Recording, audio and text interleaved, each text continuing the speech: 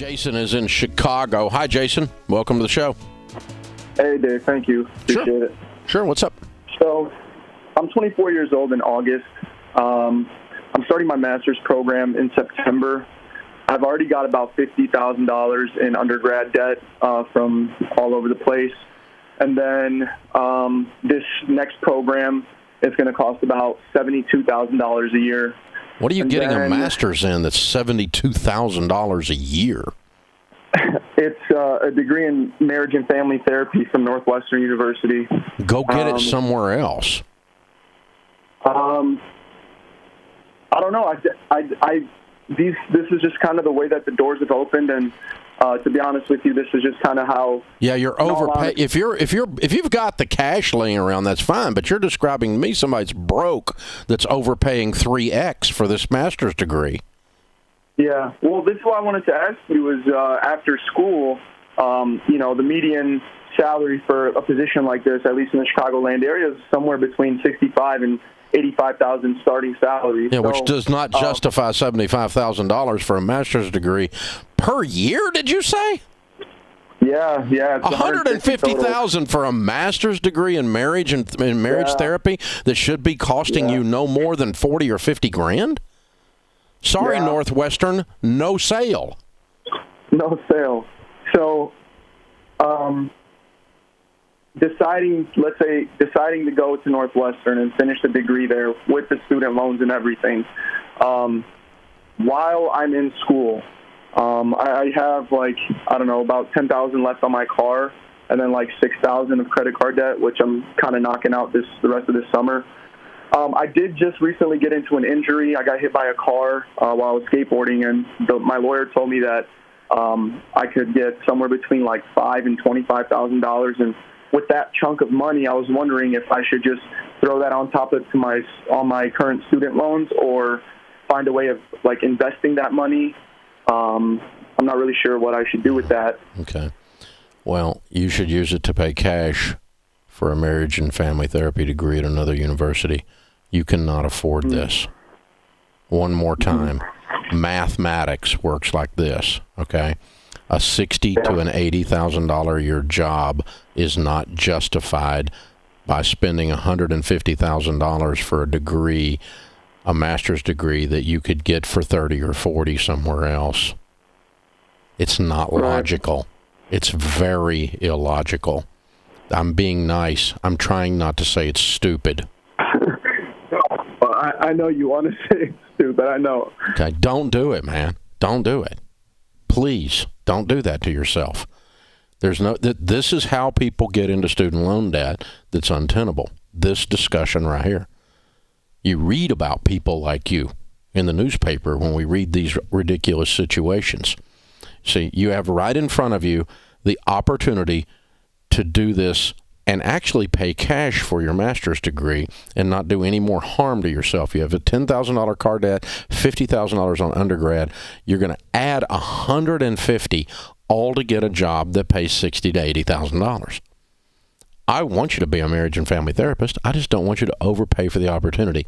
Now, if you told me you had a free ride to Northwestern, or you told me your grandpa left you $200,000 and this is how you want to spend that cash, I'm not going to argue with you so much. I still think it's probably a bad return on investment, but you're going into debt $150,000 for a degree that should cost you $30,000 or $40,000. Dude, that's ludicrous. Please don't do it. See, this is why we should end the federally insured student loan program right here. This is why Congress should stop harming the American people.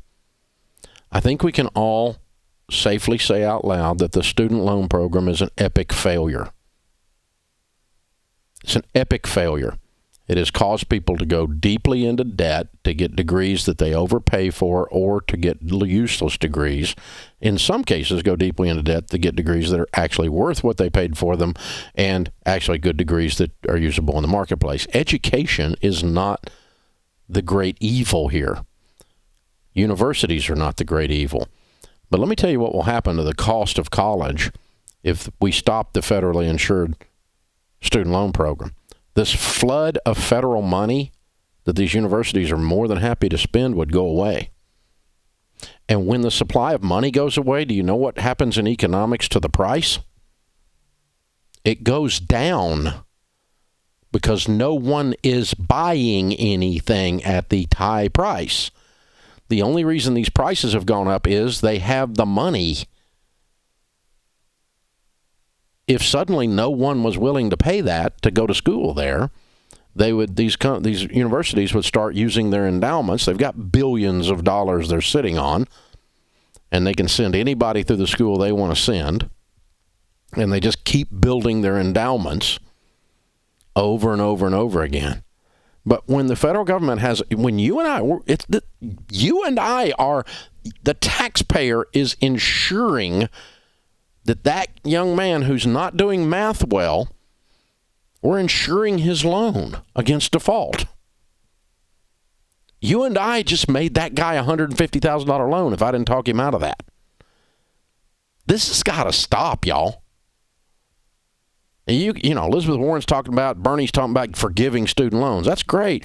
How are you going to forgive student loans when you keep making them, you doobers? First thing you got to do is stop making the loans. Then we can start talking about getting out.